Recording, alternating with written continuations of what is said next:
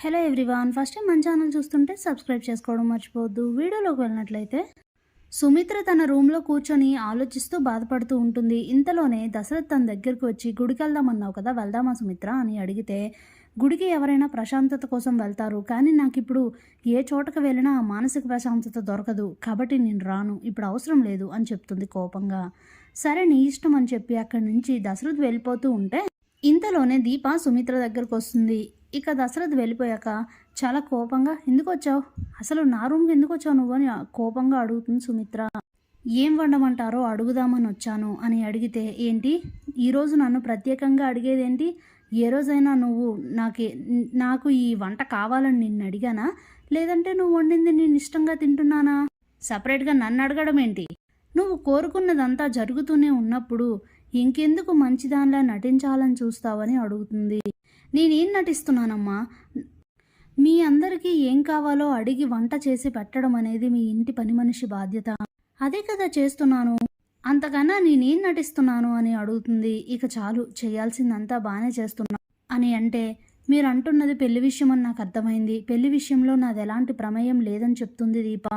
కార్తిక్ ఏమీ నా శత్రువు కొడుకు కాదు, నాకు మా అందరికీ ఇష్టం లేని పని చేయించడానికి తనతో వెనక నుండి మాట్లాడిస్తున్నది నువ్వేనని నాకు తెలుసు, ఇదంతా నీకే అవసరమని నాకు తెలుసు, నాపై కోపం నాపై పగ తీర్చుకోవడానికి నువ్వు ఇదంతా చేస్తున్నావని నాకు తెలుసు, ఎందుకంటే నేను ఆ రోజు నీ మీద పోలీస్ కేసు పెట్టానన్న కోపంతో దాని విషయంలో రివెంజ్ తీర్చుకోవాలనే నువ్వు ఇలా ఈరోజు ఇదంతా చేసావని నాకు తెలుసు, రేపు ఒక రోజున నువ్వు నన్ను ఇంట్లోనే ఉండొద్దన్నావు, కానీ నీతోనే నా పెళ్లి చేయించుకున్నాను చూడు అని నా ముందు మాట్లాడడానికి ఇదంతా చేస్తున్నావు, అసలు నీ తల్లి స్థానంలో నిల్చొని నీకు పెళ్లి చేయడం, నిన్ను కన్యాదానం చేయడం అనేది ఏ జన్మలో నేను చేసుకున్న దౌర్భాగ్యమో అంటూ చాలా మాటలు అయితే అనేస్తుంది దీపని. ఇక తను అక్కడి నుంచి వెళ్ళిపోతుంది.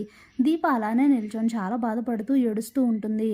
పక్కన బయట నిల్చొని జ్యోత్స్న, పారిజాతం ఈ మాటలన్నీ కూడా వింటారు. చాలా హ్యాపీగా ఫీల్ అవుతారు ఇద్దరు. ఇదే కదా గ్రాని మనకు కావాల్సింది, మనం కోరుకున్నట్టుగానే జరుగుతుంది అని అంటే, ఇదంతా బాగానే ఉందే, కాకపోతే పెళ్ళి అని పారిజాతం అంటే ఈ పెళ్ళి జరగదు, ఎందుకంటే శ్రీధర్ మామయ్య రాడు, అప్పుడు ఇంకా తాతయ్య ఈ పెళ్లి జరగనివ్వడు, ఇంకేముంది ఆటోమేటిక్గా పెళ్ళి ఆగిపోతుంది, నేను చేసిన ఛాలెంజ్లో నేనే గెలుస్తానని చెప్తుంది. ఇద్దరు హ్యాపీగా ఫీల్ అవుతూ అక్కడి నుంచి వెళ్ళిపోతారు. ఇంతలో దీప అయితే చాలా బాధపడుతూ ఇక ఇంటికైతే వెళ్తుంది. ఇంతలోనే శ్రీధర్ ఇంటి నుండి వచ్చిన కార్తీక్, కాంచన ఇద్దరు కూడా ఏం జరిగింది అని అనసూయ అడిగితే, శ్రీధర్ ఇంట్లో జరిగిందంతా కూడా చెప్తూ ఉంటాడు కార్తీక్. ఎంత మాత్రం తనైతే పెళ్ళికి రానని చెప్పేస్తాడు శ్రీధర్. ఆ విషయం గురించి అక్కడ జరిగిన డిస్కషన్ మొత్తం అనసూయకు చెప్తూ ఉంటే ఇంతలోనే వచ్చి ఆ మాటలు వింటుంది దీప. అనుకున్నాను బావా, నువ్వు అక్కడికే వెళ్ళుంటావని అనుకున్నాను, నేను ముందే చెప్పాను కదా, నువ్వు ఎవరు ముందో తలదించుకోవడం తగ్గడం నాకు ఇష్టం లేదని నేను ముందే చెప్పాను కదా, అందుకే కదా ఏ గుళ్ళోకో తీసుకువెళ్ళి నా మెడలో తాళి కట్టు అని అంటే, అలా కాకుండా లేనిపోని సమస్యలన్నీ తెచ్చిపెడుతున్నావు, నా మాట అసలు నువ్వు వినట్లేదు, నా బాధ అర్థం చేసుకోవట్లేదు, అందరూ మనల్ని వాళ్ళే అయిపోయారు, అందరి ముందు నువ్వు తగ్గే పరిస్థితి వస్తుంది, ఎవరికి నచ్చింది వాళ్ళు మాట్లాడుతున్నారు, అంతే తప్ప ఎవరు అర్థం చేసుకునే వాళ్ళు లేకుండా పోయారంటూ దీప చాలా బాధపడుతూ ఏడుస్తూ ఉంటుంది.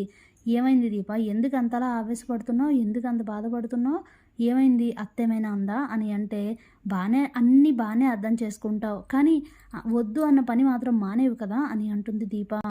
అప్పుడే కార్తీక్ తన మనసులో, ఇది మన కుటుంబం అందరి సంతోషం కోసం, నువ్వు సుమిత్రత్త కూతురువి, నిన్నే పెళ్లి చేసుకుంటున్నప్పుడు అందరి సమక్షంలో ఈ పెళ్లి జరిగితే అందరూ తర్వాత గుర్తు చేసుకొని సంతోషిస్తారని ఇదంతా చేస్తున్న దీప అని అయితే అనుకుంటూ ఉంటాడు.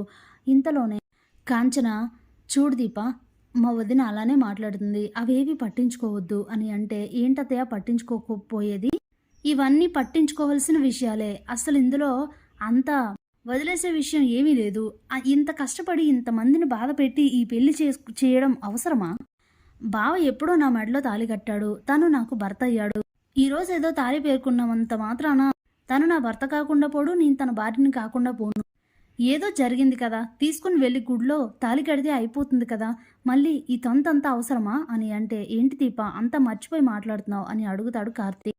చూడు బావా, నేను మర్చిపోయి మాట్లాడట్లేదు, నాకంతా తెలుసు, అంతా గుర్తుంది. అయినా సరే దానికన్నా కూడా ఇప్పుడు ఇదే ముఖ్యం. ఇంతమందిని బాధ పెట్టి ఈ పెళ్లి చేసుకోవడం నాకిష్టం లేదు. ఈ పెళ్లి చెయ్యొద్దు బావా. మనం గుడికి వెళ్ళి తాళి కట్టేద్దు గన్నా మెడలో అని అంటే, దీప అని గట్టిగా అరుస్తాడు కార్తీక్. చూడు బావా, నువ్వు గట్టిగా అరిచినా ఇంకేం చేసినా నేనైతే ఈ పెళ్ళికి ఒప్పుకోను. ఇప్పుడు ఎవరు ఒప్పుకున్నా నేనే ముందు ఈ పెళ్ళికి ఒప్పుకోను.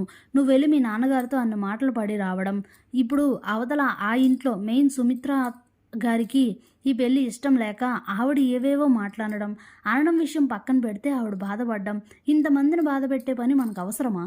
అస్సలు అవసరం లేదు.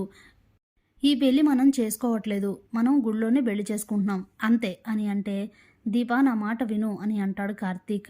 అప్పుడే చూడు బావా, నువ్వు ఏదో ఒకటి చెప్పి కన్విన్స్ చేసి ఈ పెళ్లి చేయాలని అనుకుంటే మాత్రం నేను ఈ విషయం తాగి చేస్తానని చెప్పి విషం బాటిల్ చూపిస్తుంది దీప. దాంతో అందరూ షాక్ అవుతారు. అప్పుడే అనసూయ, ఏయ్ ఏంటి నువ్వు, నీ సంతోషం కోసమే కదా ఇదంతా చేసేది అని అంటే, ఏం అవసరం లేదు, దయచేసి మీరెవరూ మాట్లాడొద్దు. చూడు బావా, ఇంకెలాంటి ఆలోచనలు లేవు. ఎల్లుండి మంచి రోజు అని చెప్పారు కదా, అదే రోజు గుడికి వెళ్ళి పెళ్లి చేసుకుందాం. రేపు శివనారాయణ గారి ఇంటికి వెళ్ళి ఈ పెళ్ళి మాకిష్టం లేదని, మనం గుళ్ళో పెళ్లి చేసుకుంటామని వాళ్ళు అతిథులుగా వస్తే చాలని చెప్పు. జరిగిందంతా చాలు, ఇంతకు మించి ఎలాంటి డిస్కషన్ పెట్టినా కానీ నేను ఈ విష ప్రయోగం చేసుకుంటాను బావా, ఇందులో మాత్రం ఎలాంటి సందేహం లేదు అని చెప్పి చాలా గట్టిగా చెప్పేసి అక్కడి నుంచి వెళ్ళిపోతుంది దీప. దాంతో అందరూ ఆలోచనలో పడిపోతారు. Thanks for watching.